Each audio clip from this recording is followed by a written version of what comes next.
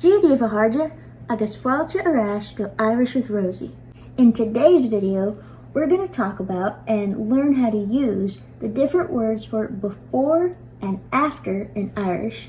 This is definitely going to be a grammar-centric video, but it's going to be about a really useful everyday topic that'll help us to communicate better in everyday situations. So what are the different words for before and after in Irish? And how do they differ from each other, and in what situations are they used? Well, that's exactly what we're going to talk about here today, so stick around to find out.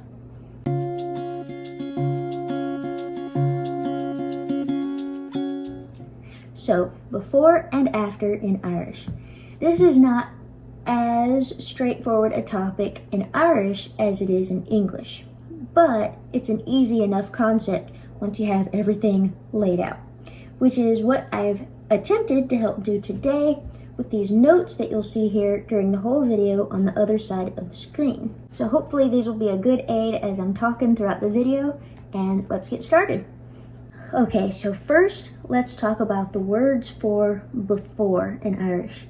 As you can see on the other side of the screen in the yellow note, there are two basic words for before in Irish, used in two different kinds of situations. The first word is riv, and it's always used before nouns. In other words, it's a preposition. So for my example sentence there, I have Chianimud snackana riv a show. We bought snacks before the show. So we have the word riv there, which means before. It's a preposition. The object of the preposition is a noun, show, riv and show. Or you could think of it a different way by asking yourself, okay, we bought snacks before what? Before the show. The show is a noun, so we'll use riv. On the other hand, there's a different version for before, sulla or suller. And we'll get to the difference between those two versions in a little bit. Now, unlike riv, which is used before nouns, such as before the show, sulla or suller is used before verbs to say an action happened before another action. And while riv was technically a preposition, this word, sulla or suller, is technically a conjunction. So for this example sentence, to contrast with the previous example, we have Chianimud snackana suller hossi an show, which means we bought snacks before the show started. Unlike the previous example, in this case, a verb comes after before. So the previous example was before the show. The show is a noun. In this example, it's before started the show. An action happened, buying snacks, before another action happened, the starting of the show. Now, as you may have noticed on the previous page, the word for before, sulla or suller, which comes before verbs, can take two different forms, sulla or suller. Sulla is used before present tense verbs and future tense verbs, and conditional, which technically isn't a tense, it's a mood, so I didn't list it here. But anyway, it's used before present and future tense verbs, and also before the past tenses of the irregular verbs be, which means to be, gen, to do or make, fek, to see, abit, to say, che, to go, and fue, which also can be pronounced fi, to get. So this word sulla will trigger what's known as eclipsis or uru in the verb that follows it. I'll give a brief recap on what eclipsis is, but I'll also link the video I did below on eclipsis. But the short version is, in Irish, each consonant except for L, M, N, R, and S, I think I have all those, I'll list them below though if I missed one, has what I call a buddy letter that's always associated with it. And in any grammatical case where eclipsis is required, that buddy letter will be placed in front of the original beginning letter of the word, and the new letter will eclipse or take over the sound of the original letter of the word, and that'll be the new sound. So of course I'll show an example in a minute of what that means. So eclipsis or uru is for consonants. After sala, if a verb starts with a vowel, then instead you'll tack on n dash in front of the verb, which I'll show you in a second. So our example sentence, I work before I eat. Ibrim salanihim. I work before I eat. Ihim, I eat, starts with an I, so it's a vowel, so we put n dash in front of it. We chose sala because it's a present tense action verb. Ihim, I eat. Ibrim salanihim. So the next example is Hulamajanfar salawakamaje. We heard the man before we saw him. Before, sala, saw we him. Now, saw is in the past tense. So you'd think, hold up, not supposed to use the past tense with sala, but to see is on the list of those irregular verbs where you will use sala beforehand even in the past tense. So the verb there, faka, F-A-C-A, is the past dependent form of the verb thek, to see. Now, technically speaking, after sala and suller and all these examples, you want to use the past, present, or future dependent of whatever verb you're using. But you won't have to think about that too much in most cases, because in most cases, the dependent form of whatever tense of the verb will be identical to the regular tense of the verb, except for in some irregular verbs where it gets like radically different, like in this case. Thek means to see, honik means saw, and faka is the dependent past.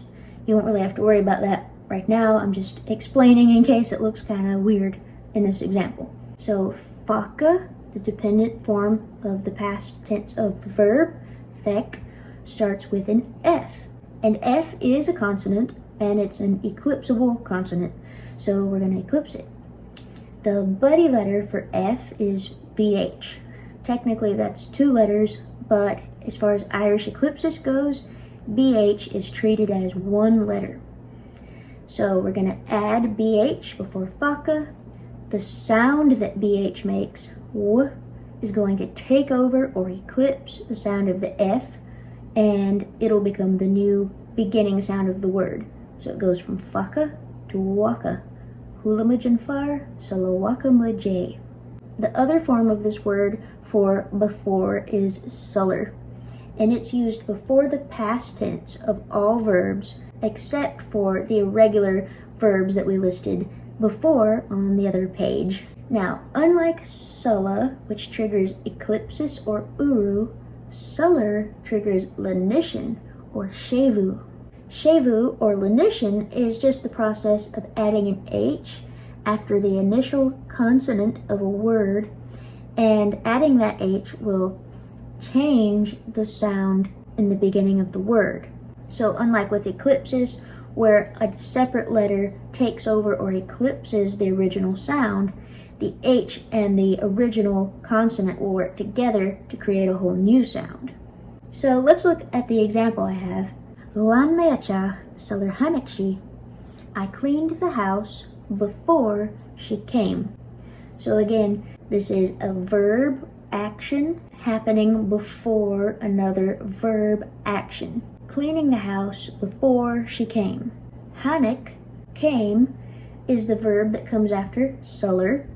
It's a past tense verb that isn't on the list of those irregular verbs on the previous page where we'd have to use sulla. Without the H, this would be pronounced like tanik, which would never actually be a thing because past tense verbs are always lenited unless they start with a vowel. But anyway, technically speaking, without the H, this would be pronounced tanik. With the H, T combines with the H to create a new sound, hanik. Lan meachach salar hanekshi.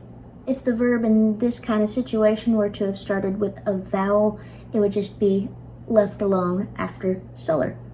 Now let's move on to the yellow box underneath. The word used before nouns, riv, also triggers lenition whenever there's no definite article before the noun. The definite article just means the word the. In Irish, that can either be un or na, depending on whether it's a singular or plural noun. So here's an example. Bé sé jantagam rivwajim, which means I'll have it done before morning. There's no the in front of morning. It's not the morning, just morning. It comes after riv, so we'll lenite majin. We'll put H after the M. It'll combine to make a new sound, wajin.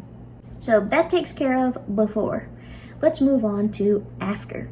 Generally, there are also two versions of the word for after in Irish, but these can be used interchangeably. So first we have taréis, which means after, and generally the noun that follows must be in genitive case. Genitive case is just a certain version of a noun. A lot of times it's used to indicate possession, or you can kind of think of it as having the word of before, and other times it's just used in certain grammatical situations, and I'm not really sure why. It just is. And if you're unsure of the genitive form of a noun, you can always look it up on folklore.ie.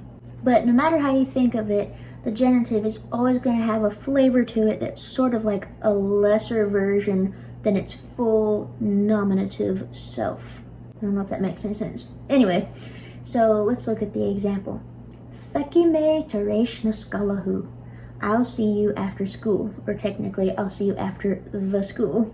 Naskala is the genitive form for the school. Now, tareish is technically a preposition, but it's made up of two words. Tar means over, and aish, I had to look this one up, supposedly means like track or trace. So it literally means like over the track of the school. I don't get that one personally, but that's technically what it means, but it's used to mean after. The second form of after is inye. I means in, and J literally means wake, like the wake of a boat. So inye literally means like in the wake of, which I think makes at least a little bit of sense for after, in the wake of something, happens after something. And again, like tareish, generally the noun that follows inye must be in the genitive form. So for the example, I think this is a really good example because it showcases the difference between nominative and genitive. Blian, inye, bliana, year after year. Blian is the nominative case version of year, inye, after, and then bliana is the genitive of year. Now again, tareish and inye can be used interchangeably. From what I understand and from what I've witnessed, tareish is more common in the Connacht and Munster regions of Ireland, whereas inye is generally more common in the north in the Ulster region. I'm sure that's not always true with every individual or every sub-community, but generally from what I've read and from what I've observed, that's the way it is. Now, let's look at a slightly more complex use of after here on the next page. Whereas before it was a very simple use with like just a simple noun afterward, let's look at how we would express a sequence of actions. So when an action follows either form of after to show a sequence of events, the action will be in verbal noun form. A verbal noun has many different uses in Irish. In these examples that I'll show you, the verbal noun is basically being used as a verb, but technically, grammatically, it's a noun. And also in the yellow box on the end there I have the verbal noun is not in genitive case. Unlike with the other examples where you had to put the noun in genitive case after tareish and inye, you won't in this case. Now our first example is Jishilom tareish fual arfautamal, or Jishilom inye fual arfautamal. she ate lunch after sewing for a while. So the verbal noun here in this case is fual, meaning sewing, after sewing. So she ate lunch after sewing for a while. If you look at the next box, if the verbal noun has an object, which is the receiver of the action, see in the previous example, what she was sewing, which would have been the receiver of the action, was never mentioned. We just know she was sewing. But anyway, if the verbal noun has an object, which is the receiver of the action, the object comes first, directly following the word for after. Then will come the particle which doesn't really have a meaning, just sometimes you need this particle and a lenited verbal noun, if it's possible to lenite that specific verbal noun. And again, the object will not be in genitive case. So in this next example, a receiver of the action will be involved. Ji shilon taresh guna nua a ual. She ate lunch after sewing a new dress. So a new dress is the receiver of the action sewing. What is she sewing? A new dress. So taresh, after, guna nua, a new dress, a ual, to sew. So the closest literal interpretation of that sentence would be, ate she lunch after a new dress to sew. Now in the previous two examples, the verbal noun, in those cases sewing, didn't have an actual subject. The doer of the sewing wasn't mentioned. We assumed from the context that she was the doer. She ate lunch after sewing for a while. She ate lunch after sewing a new dress. We can infer that she is the doer. But if you want to specifically name the subject, then you'll want to put it in a slightly different format. So, if the verbal noun has a subject, the doer of the action, the subject is expressed as a prepositional phrase, which is kind of funny in a way, but it's what you do. So, the prepositional phrase will consist always of de, which means to or for, plus the true subject, which can be placed before or after the verbal noun phrase. Let's look at examples of what that means. Ji shilon taresh guna nua a ual dihe, or Ji shilon taresh dihe guna nua a ual. So dihe, which by the way is the Ulster pronunciation of that word, I think it can also be pronounced di or di, but I'm not 100% sure. Anyway, dihe is a combination word consisting of the preposition de plus she, which literally means for her or to her. So these sentences mean she ate lunch after she sewed a new dress. But literally what these sentences are saying, if you look down at the bottom sentence on the page there, is she ate lunch after for her a new blouse to sew. Or depending on where you put dihe, she ate lunch after a new blouse to sew for her. Now, unlike what it sounds like, the for her in these examples is not saying she was sewing the blouse for herself. For her is being used as the subject in place of just saying she. So that the whole prepositional phrase, de plus the true subject, will be used together as one in place of just saying the subject. I don't know why, it's just what you do in these situations. So let's take a look at a couple of examples to get used to how this construction sounds. So first we have Taresh chartistah de mawami hanakshi and frasha. After my mom came inside, she saw the mess. De again means to or for, mawami, my mom. In this sentence, we chose to put the prepositional phrase after the verbal noun phrase chartistah, coming inside.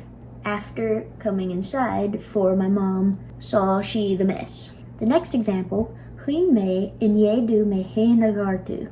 I cried after I hurt myself. So in this case, the prepositional phrase is do, which is the Ulster version. It said dum elsewhere. It's a combination word of de, to or for, and me, me. And in this case, I chose to put it before the verbal noun phrase. Cried I after for me, myself, to hurt. So let's look at the last example. Bunishe chialalas taresto vrogahango. He'll try again after he ties his shoe. So literally what you're saying there is, will reap he another try out of it after for him his shoe to tie.